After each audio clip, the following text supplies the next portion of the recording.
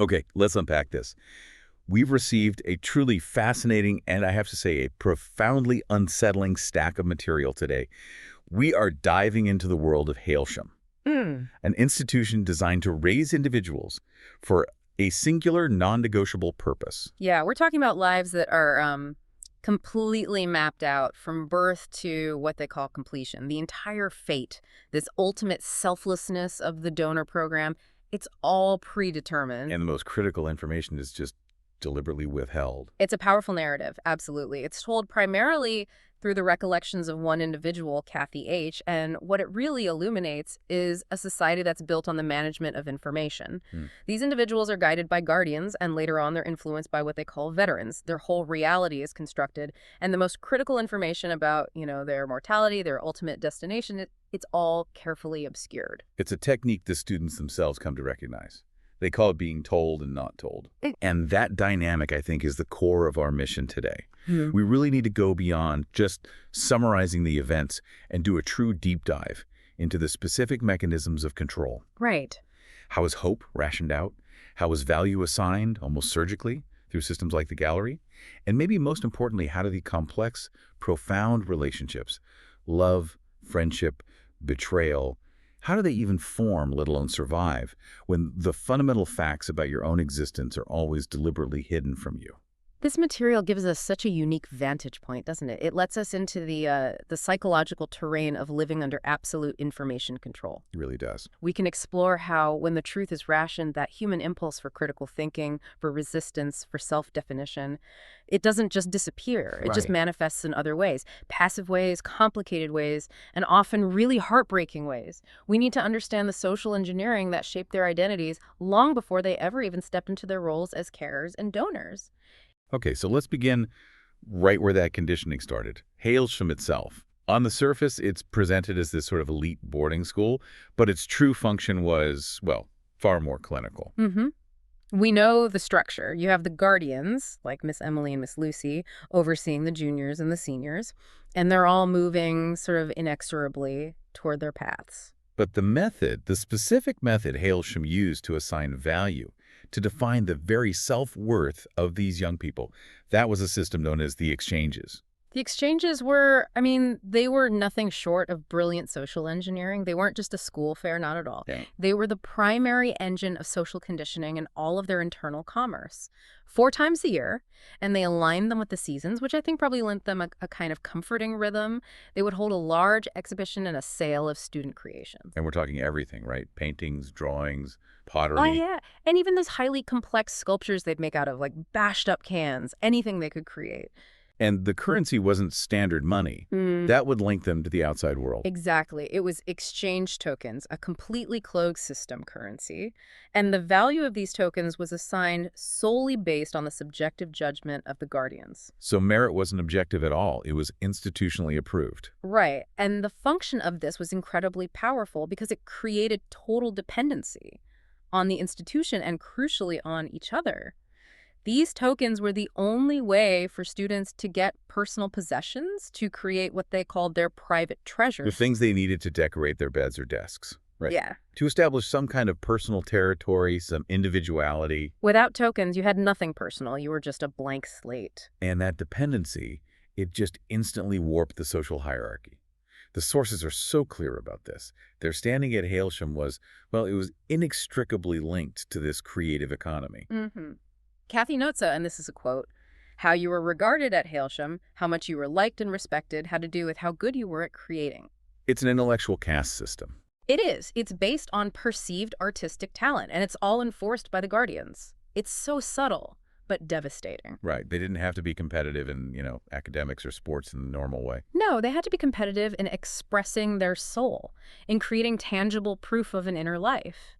And Ruth, years later, she reflects on this system with this perverse fondness. She sees it as part of what made Hailsham so special. He completely internalized it. Completely. The idea that their artistic productivity was the sole measure of their worth. And speaking of measuring worth, this brings us to the puzzle of poetry. This is where that manufactured valuation system really, really shines. Yeah. Why on earth would students spend their hard-won, their precious tokens, on what are described as funny little lines, all misspelled, written in an exercise book. I mean, they could have just borrowed the book and copied the poem down for free. This is a point that I think requires some careful thought. If the tokens represent scarce, tangible value, then spending them on something so easily reproducible, so ephemeral, and misspelled no less, it demonstrates how successfully Hailsham inverted their whole value system. So they weren't buying the book. No, they were buying the idea of the poem, the unique moment of expression. It suggests that the perceived creative spark, the evidence of an internal, sensitive mind, the soul, so to speak, had been made the most valuable commodity in their world. Far more valuable than any practical goods. Far more, and this sets the stage perfectly for the system's central mystery, the gallery and the mystery of Madame. Madame. This tall, reserved woman, French or Belgian, always in a sharp gray suit, who had this palpable distance about her. And she would visit frequently, a few times a year, to select the best work for a collection the students just called the gallery. Initially, for the younger kids, having your work selected, that was the pinnacle of achievement. It was a huge triumph. Of course. It was validation that your effort, your talent, it was being recognized by the outside world through Madame. But the sources show this really fascinating and, I guess, inevitable shift. As they got older and became, as Kathy says, more acquisitive, their pride started to sour into ambivalence. Which leads directly to the tokens controversy. Right. By the time they're 10, the students realize they're losing their most marketable stuff. The honor of the gallery starts to conflict with the economic reality of the exchanges. The boys, in particular, started muttering about it. Yeah, about demanding tokens as compensation when Madame took something away. And this is so crucial because it shows this burgeoning economic awareness. They're realizing that their art has a value that's being expropriated without any fair return. Even if they don't know the ultimate purpose of that art. Not yet. And the fact that they knew to keep this discontent private, that speaks volumes about the culture of secrecy, doesn't it? Oh, absolutely. There was an absolute unwritten rule: never talk to the guardians about the gallery. Kathy recalls this sheer awkwardness, this oops moment in Mr. Rogers' class. A student makes a casual joke about the gallery, and there's this immediate collective internal cringe. It was treated like using a taboo word or a guardian's nickname. Exactly. This collective self-censorship, it's such a powerful psychological response to a controlled environment. The students instinctively understood that the system that validated them, the gallery, was fragile. They needed it to exist because it was the source of their worth. So they policed themselves to protect it. Even if they didn't understand why it needed to be hidden from the guardians. But that fragile understanding of their world was just completely shattered by their early, terrifying realization about Madame herself. And this isn't abstract. This is a pure emotional crack in the foundation of their world. This is the moment when they're about 8 years old, and they're watching Madame in the courtyard. The children realize that she isn't dismissive or angry. She isn't hating them. She's afraid of them. Profoundly afraid. Kathy observes that Madame shuddered at the very thought of you, of how you were brought into this world and why. That visceral physical reaction. A shudder. It must have been more damaging than any lecture they ever got. Yeah. The source of their validation, this mysterious woman who curated their souls. Sees their very existence as something horrifying. Yeah. It communicates their profound otherness instantaneously. A guardian could lecture them on their purpose, but seeing a civilian, an outsider, react to them with raw physical repugnance that defined their place in the larger world. It was the first undeniable proof that outside of Hailsham's protective bubble, they were perceived as tragic, or even monstrous. Regardless of their artistic talent, it showed them their difference wasn't academic. It was physical and existential. And even with that internal world shattered, they still clung to material artifacts for comfort. We have to look at how the sales and their possessions fit into this strange economy of hope. The sales were their monthly lifeline to the outside. A big white van would deliver goods, clothes, toys, special items like that prized polo shirt Tommy once had. And even though the goods were often secondhand, often disappointing, Kathy notes that the sales fueled these perpetual feelings of hope and excitement. They represented a possibility, right? The possibility of owning a piece of the world they would eventually enter. Exactly. And the importance of these possessions only increases once they leave that bubble.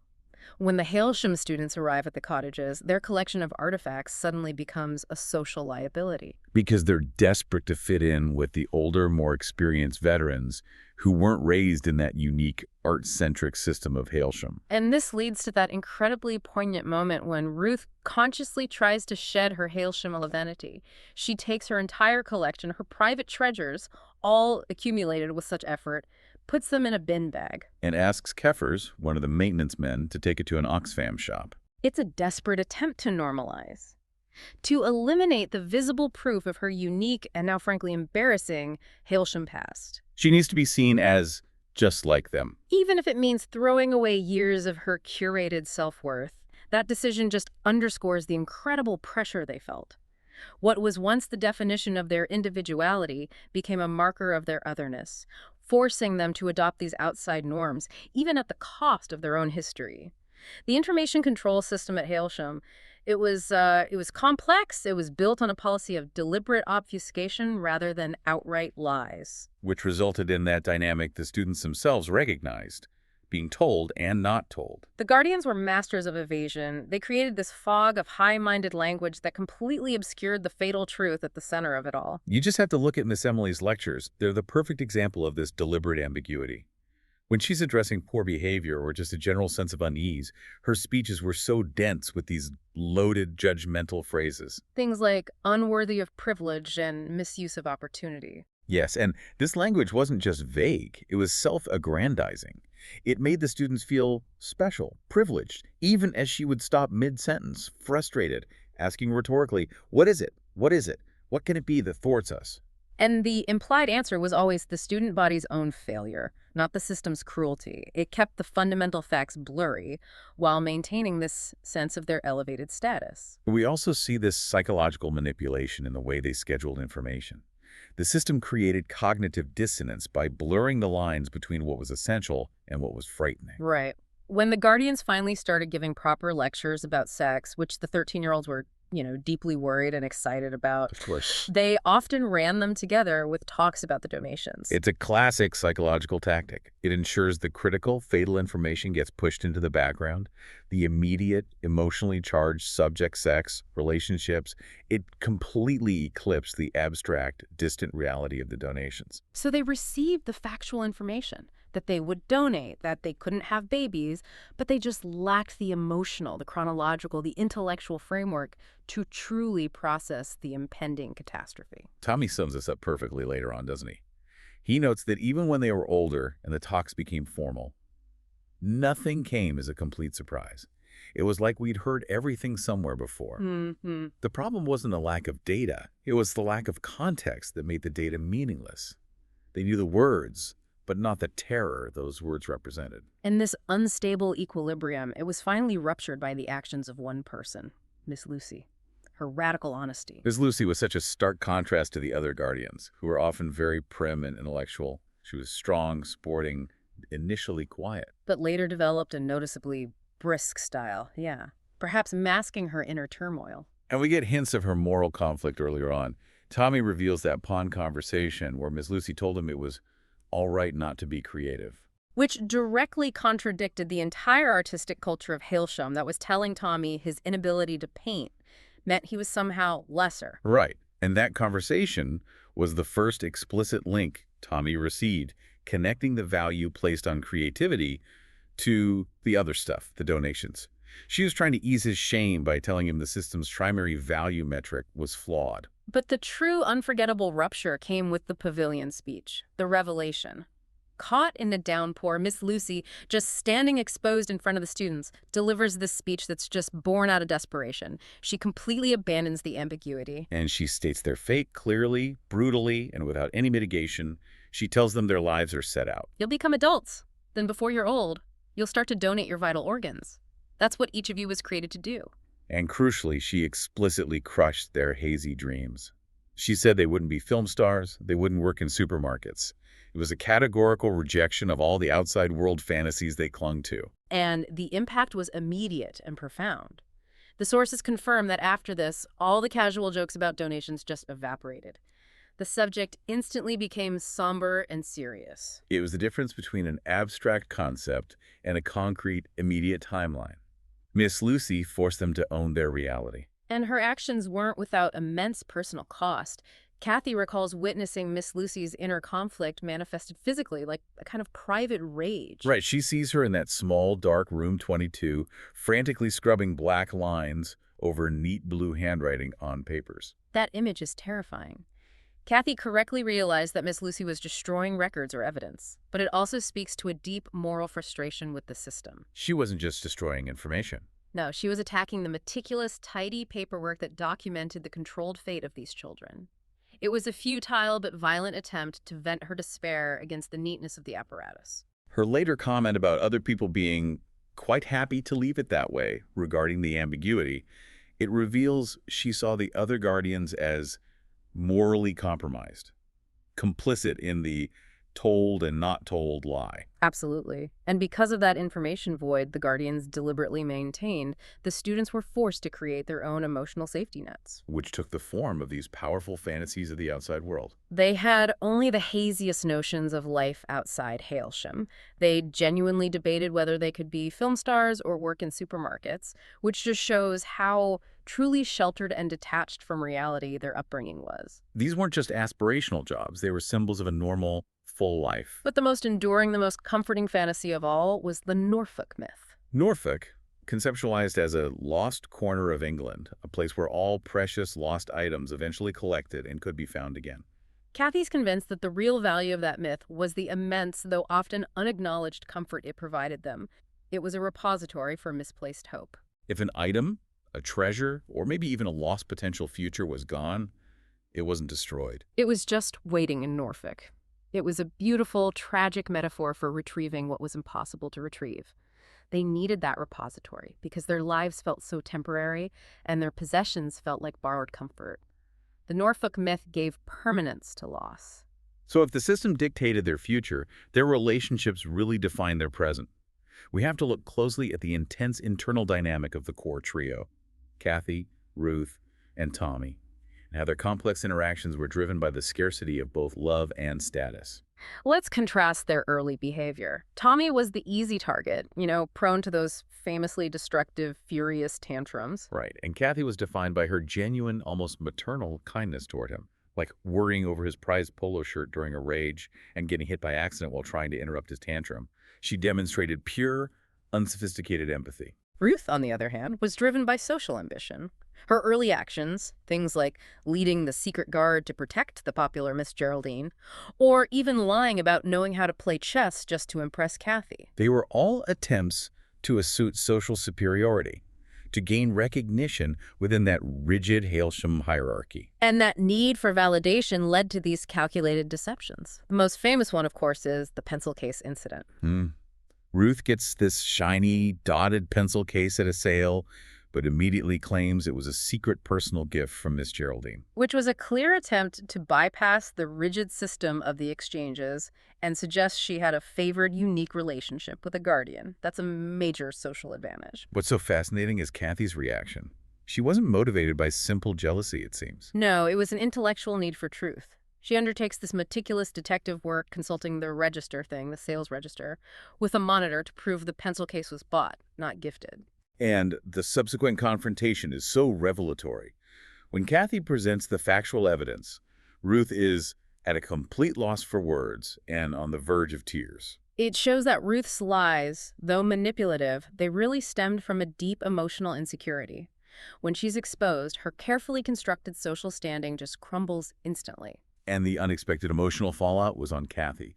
She realized her cold, factual effort had only served to crush her dearest friend over what was essentially a harmless daydream. It highlights Kathy's defining quality, I think, her need for factual honesty, even when it causes emotional pain. Despite that volatility, their bond was resilient.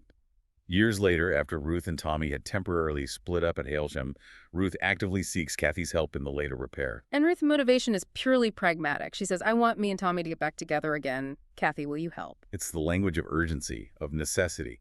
Ruth tells Kathy they're adults now and they can't afford to waste time. Knowing their lives are time-limited, their relationships stop being casual, youthful flings and become, well, strategic alliances. Ruth sees the clock ticking and knows she needs to stabilize her relationship with Tommy before they leave Hailsham for good. Once they move to the cottages, the focus shifts entirely. It's all about adapting to the norms of the outside world. Or at least the distorted version of those norms that are presented by the older veterans. This is a major coping mechanism. The acquisition of these outside norms is immediate and often very clumsy.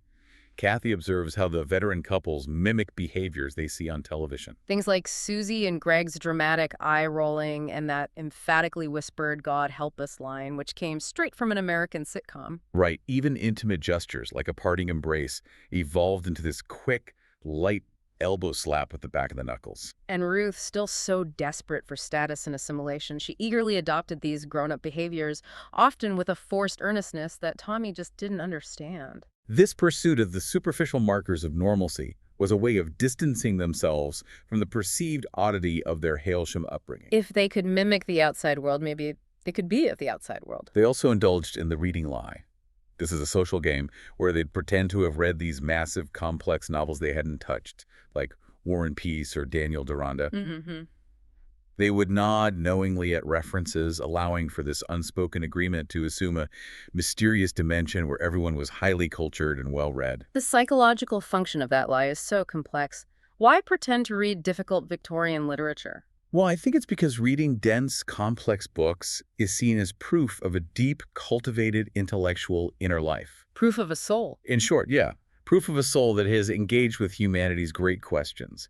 Since the outside world constantly questioned if clones even possessed souls, projecting this sophisticated identity was a necessary defensive mechanism. Ruth, though, she took the lie too far. She tried to summarize plots, which only exposed the pretense and irritated Kathy's truth-seeking nature. The atmosphere around intimacy also changed drastically. At Hailsham, the sex conflict was all about rules and gossip and the thrill of secrecy. At the cottages, the atmosphere was much more straightforward, even a bit functional. A boy might simply ask a girl to spend the night for a change, and it lacked all the emotional drama of their youth. It's in this transitionary, functional environment that Kathy's urges intensify into a full-blown internal crisis. She confides in Ruth about these strong, scary sexual urges. A powerful, almost frightening need. Sometimes so intense she felt she could end up with people she didn't even like. She says, I just really, really need to do it. And Ruth's response is so telling. She's completely unsympathetic. She dismisses it as maybe just to do with the different food we're eating here, or suggests Kathy sounds a bit weird. Ruth, still consumed by her own image of controlled normalcy, she just refuses to acknowledge or validate Kathy's intense, disruptive emotions. And this internal struggle directly fuels the next great coping mechanism, the search for possibles and the meaning of origin. The term possible, referring to the person, the original human, from whom they were copied, their model. And the motivation here wasn't just medical or genetic curiosity. It was deeply existential. They hoped that seeing their model would provide some insight into who you were deep down, and maybe, too, you'd see something of what your life held in store. Their current selves felt so contingent and fragile. Finding their origin promised stability and identity. This search led to immediate debates among the students. What age should the model be? Some argued they should be 20 to 30 years older, like a traditional parent, which feeds into that desire for a normal origin story. While others, including Ruth ostensibly, claimed the model's age was irrelevant, seeing them only as a technical necessity. But despite all the arguments, everyone was secretly desperate for a sighting. And this desperation leads to Kathy's secret search. Because she can't rationalize her intense, scary urges, this feeling that she's driven by something she can't control, she starts looking through soft porn magazines. She believed these uncontrollable desires must be to do with the way I am, and she hoped that if she found her model in there, it would explain why I am the way I am. That is just a heartbreaking assumption. Yeah. She's implicitly accepting the system's condemnation, that if her nature is driven and uncontrollable, it must stem from a damaged or trashy origin. She internalizes the external prejudice against clones before she even finds her model. Tommy discovers the secret when he finds her in the boiler hut with a sack of magazines. And he wasn't spying, but he had noticed she had this sad, scared look before. His pure confusion, why would your model have to be one of those girls? It highlights the difference between them. Tommy doesn't yet share Kathy's intense, self-condemning belief that their origin must be tainted if their present feelings are disruptive. The psychological pressure cooker of the cottages and this ongoing search for identity, it quickly merged with the ultimate fantasy of reprieve, the deferral rumor. Chrissy and Rodney introduced this idea based on rumors they'd picked up from other donor centers. The premise was just perfectly constructed to exploit the romantic desperation of the Hailsham students. The deferral rumor suggested that if Hailsham students were a couple really properly in love, they could apply to defer their donations by 3 or 4 years. By convincing the people who run Hailsham. Right. And this provided an institutionalized purpose for love. It turned the deepest human emotion into a strategic tool for survival. It became the central fantasy, the ultimate hope for an extended normal life. And this rumor directly triggered Tommy's gallery theory. He connected the deferral possibility back to the defining institution of their childhood. The gallery. He argued that Madame collected their art because your art would display your souls. It's a desperate attempt to find logic in the madness. If they could prove they had souls through their art, then their souls could be compared to see if they go or match. And if their souls matched, it proved they were really properly in love, which would qualify them for the deferral. For Tommy, the gallery wasn't just proof of humanity. It was the ultimate life-saving bureaucratic mechanism. This realization panicked Tommy, of course, because he's still scarred by his lack of artistic output as a child. He feared he had blown his chance due to his early creative struggles. And this fear drove him to obsessively create his imaginary animals. He starts drawing these tiny, densely detailed creatures in black notebooks inspired by a children's book. He believed that if he made them tiny and meticulous, they would come to life by themselves. It was an intense, desperate attempt to create a portfolio quickly. Hoping that precision could compensate for the lack of early output and prove the depth of his soul just in time. And tragically, this vulnerable, late-stage attempt at proving his worth was targeted by Ruth's betrayal in the churchyard. Ruth, driven by jealousy and frustration over the uncertainty of her own relationship with Tommy, cruelly forces him to reveal his theory. And then, using private information against him, she turns on both of them. Saying, "It's not just me, sweetie. Kathy here finds your animals a complete hoot." It was a lie, using a grain of truth. Kathy had previously made a passing sympathetic comment to Ruth about how Tommy's drawings were funny because they were so earnest. And Kathy was just floored by the fact that Ruth would come out with such a trick. She couldn't process the cruelty. She was overcome by a huge tiredness and failed to defend herself or Tommy. The consequence was immediate devastation. Tommy believed Kathy was laughing at his desperate, soul-defining effort. He reverted to an almost childlike state, giving Kathy this look of profound, vulnerable wonder. Like I was a rare butterfly he'd come across on a fence post, realizing she was both fascinating and dangerously cruel. This betrayal caused the central rupture in the trio. The culmination of all their illusions happens during the Littlehampton trip. Ruth engineers this meeting with Chrissy and Rodney, driven by the search for possibles, and they seemingly find Ruth's foe possible, an office worker who was by no means out of the question. And this moment provides a momentary burst of relief and hope.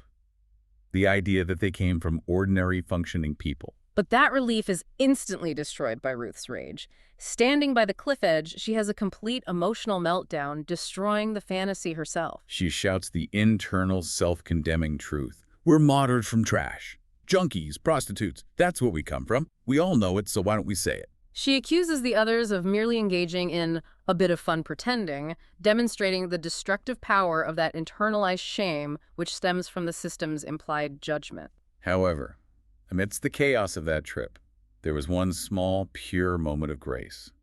Tommy and Kathy wander off, and in a second-hand shop they find a new copy of Kathy's lost favorite, the Judy Bridgewater tape. Oh, baby, baby, never let me go.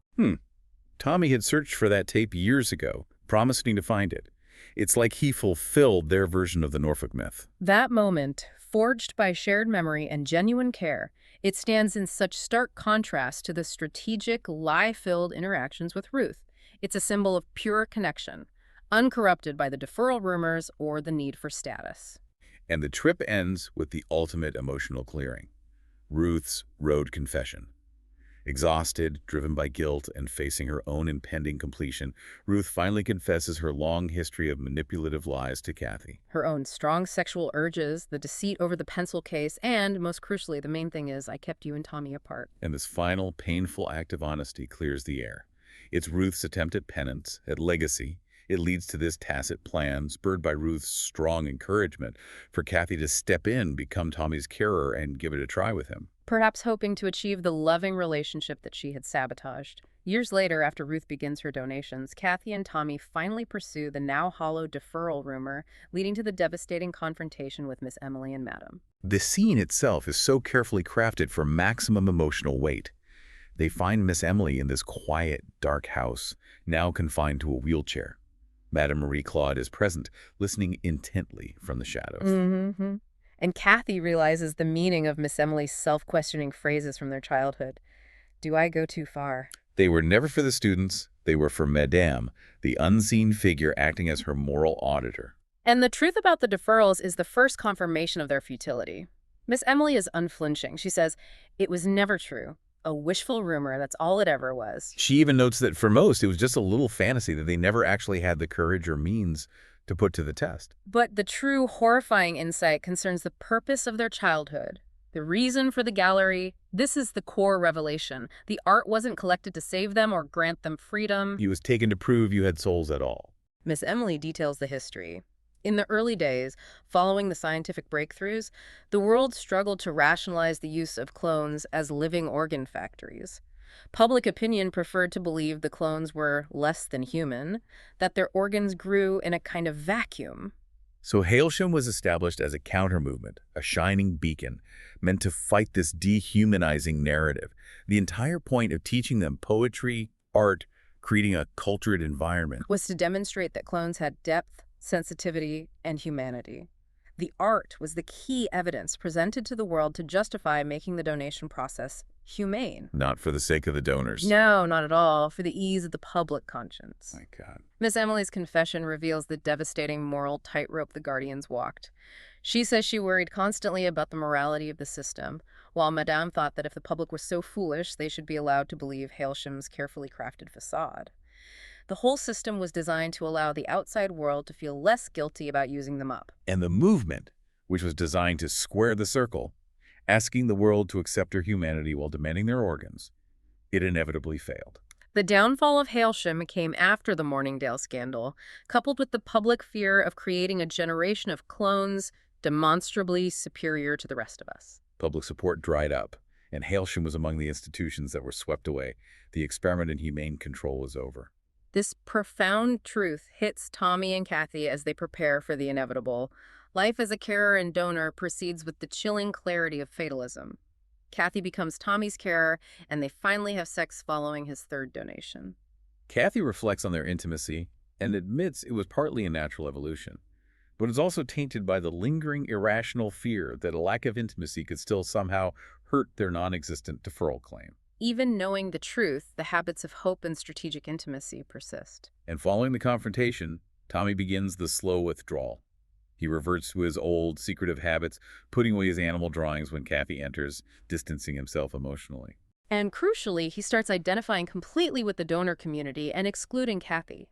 He tells her she wouldn't understand certain things because she was not a donor. If you were a donor, you'd see. This division culminates when he asks Kathy to step down as his carer ahead of his fourth donation. His reasoning is a quiet, devastating acceptance of his role. He notes that a good carer makes a big difference to what a donor's life's actually like, but ultimately the role is not so important. He has fully accepted the unique experience of the donor community, and he's separating his final journey from Kathy's role as an outsider carer. It is his final, quiet act of independence within the constraints of his fate. The system that shaped them literally ceases to exist. Roger C., an ex-student, confirms the final devastating news: the closure of Hailsham, to be sold to a hotel chain. And this closure is described using the poignant metaphor of snipping the balloon strings. Hailsham was the tight knot where the strings of all their lives converged, binding them emotionally and socially. Its demise severed that central connection point, leaving all the students, now scattered across the country as carers and donors, to just drift apart, connected only by a shared receding memory. The structure that defined them is gone. We end, heartbreakingly, with Kathy's final drive to Norfolk after Tommy completes. She drives to the mythological lost corner of England without any real purpose, and she finds a roadside fence covered in detritus-tangled rubbish, torn plastic sheeting, flapping in the trees. That image is masterful. The debris along the barbed wire fence, it merges the harsh reality of their existence, that they were created and discarded like waste, with the comforting myth of Norfolk, the place where lost things are found. The myth has become grounded in the harsh, material truth of the outside world. She allows herself one last solitary fantasy. She half closes her eyes and imagines that all she had ever lost had washed up there, and that a tiny figure grows larger across the fields until she sees it is Tommy. And he'd wave, maybe even call. The powerful restraint is that the fantasy never goes further than that. She doesn't allow a conversation or a full reunion. It is her private psychological closure, accepting the reality while honoring the profound hope of their shared life. Her final reflection is the ultimate act of resistance.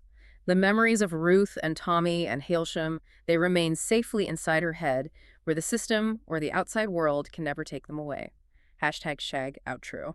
What this narrative reveals is, well, it's the profound, almost impossible tragedy of a system that demanded ultimate physical selflessness, the donation of organs until completion, while simultaneously requiring its subjects to achieve peak human expression. Art, deep emotional connection, love. Exactly. All just to prove their basic humanity to a world that was always looking for an excuse to rationalize their sacrifice. Even when faced with the harshest, most absolute form of predetermined fate, that impulse to love, to create, to seek truth, it remains the essential, defining, if ultimately futile, act of resistance.